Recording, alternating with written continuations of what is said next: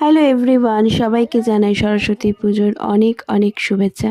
আমি আজকে সকাল সকাল উঠে আগে স্নান করে রেডি হয়ে নিয়েছি। এবারে পিকুকে ডাকতে এসেছি, তো পিকু উঠে গেছে, ও ওর মতো রেডি হচ্ছে, আর আমি এদিকে মার সাথে একটু ফলটা কাটতে এসেছি।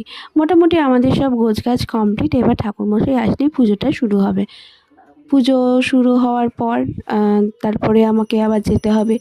আজকে যেটা দুপুরবেলায় আমরা খাবো, আজকে আমাদের বাড়িতে নিরামিষ হয়।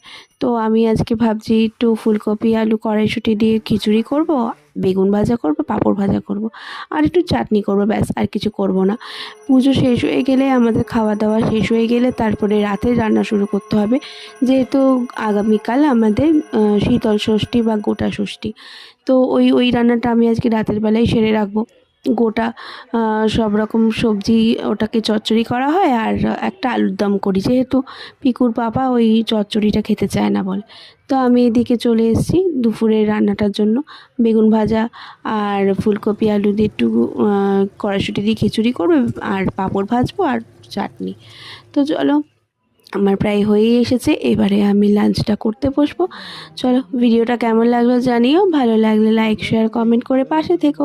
দেখা হচ্ছে আর একটা অন্য কোনো নতুন ভিডিওতে। ততক্ষণের জন্য টাটা।